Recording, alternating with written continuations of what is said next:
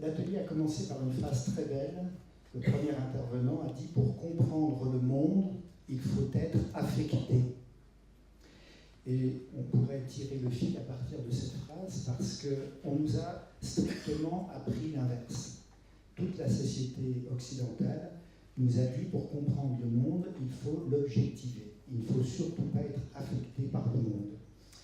Qu'est-ce que l'on constate aujourd'hui, au bout de 2-3 siècles de domination de cette posture? C'est que non seulement le monde économique s'effondre autour de nous, mais à mon avis, c'est encore plus grave, c'est que l'ensemble des écosystèmes s'effondrent autour de nous. Et donc, on continue à se dire, il ne faut pas être affecté, il ne faut surtout pas risquer son corps dans l'espace public. Alors, l'espace public, en 2 mots, à l'origine, la vraie notion d'espace public, c'est la mise en commun des différences, la mise en commun du dissensus.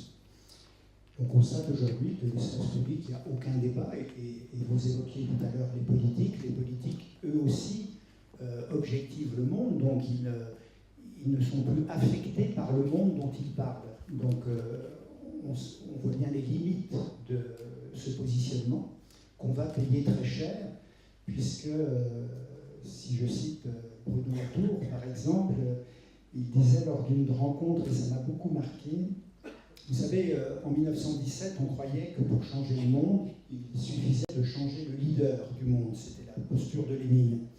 Et Bruno Latour disait, aujourd'hui, face aux enjeux écologiques du monde, la révolution est infiniment plus complexe, puisqu'il faut changer chaque individu.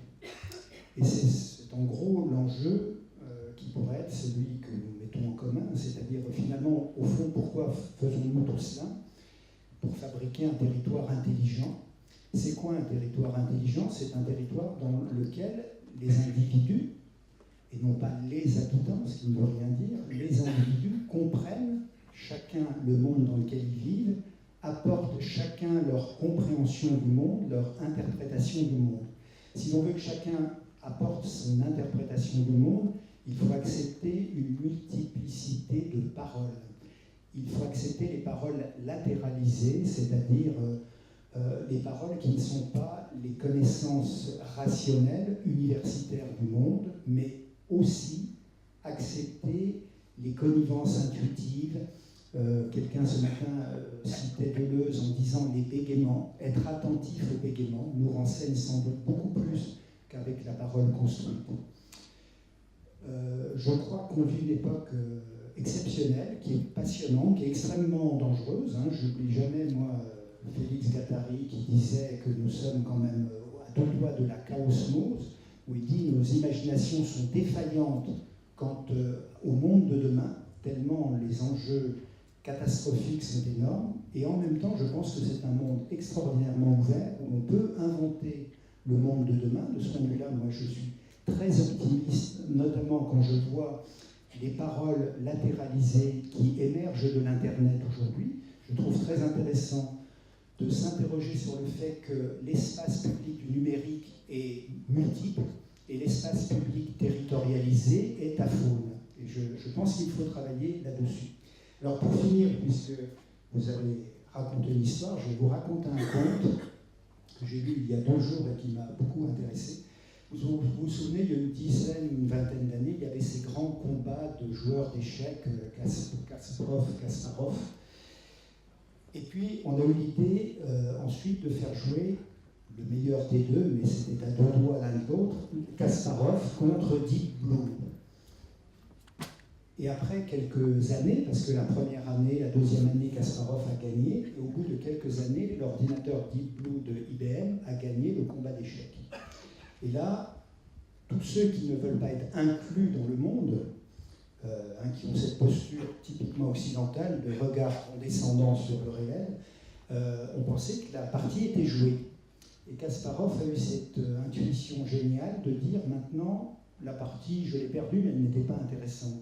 J'aimerais jouer avec 200 joueurs d'échecs. Et on a organisé une partie où il était seul face à 200 joueurs d'échecs qui étaient des bons joueurs, mais qui n'étaient pas des génies des échecs comme il est. Il a perdu la partie, Et il a dit, cette partie-là, non seulement je l'ai perdue, mais elle était très intéressante. Comme quoi, quelqu'un, même génial, est moins intéressant et moins intelligent que l'intelligence collective, collaborative, d'individus tout à fait normaux, nous.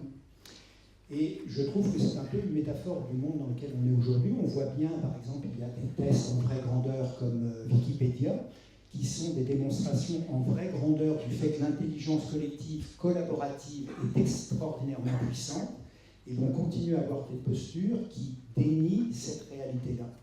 Alors, ce matin, dans cet atelier, effectivement, on a fait le tour, mais vous le connaissez, hein, on est tous témoins du fait de la disparition des savoir-faire, la disparition des savoirs-pensés, la disparition du travail. On a même entendu quelqu'un parler de la disparition de l'intimité, et on pourrait continuer, hein, la disparition de l'espace public, non commercial, etc., etc. À toi.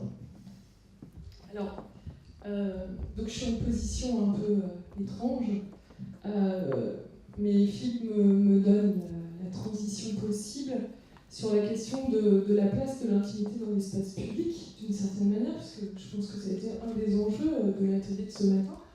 Dans quelle mesure chacun, par son intimité propre, peut investir aussi l'espace public. Donc on a notre collègue, la directrice de la commission publique, qui nous a expliqué comment elle, en tant que directrice, elle s'avait investie, et elle avait investi aussi avec elle l'ensemble de son équipe, et donc l'ensemble des énergies collectives constituées par son équipe pour investir un espace public trop grand au sein d'un quartier, on va dire, défavorisé au sein de la ville de Roubaix. Nous avons aussi notre collègue qui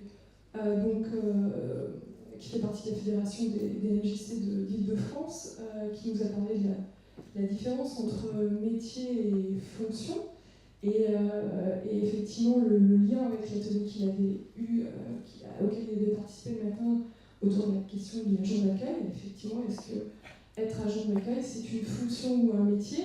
Et si c'est un métier, dans quelle mesure l'intimité des gens qui ont cette fonction de porte d'entrée au sein d'institutions comme les nôtres est en jeu. Et là, ça c'est mon intimité propre qui joue. J'étais contente ce matin d'entendre parler d'un philosophe que personnellement, donc intimement, je lis depuis plusieurs mois, qui s'appelle François Julien, et qui, comme par hasard, a écrit il y a 1 an son dernier ouvrage sur l'intimité, loin du bruyant amour.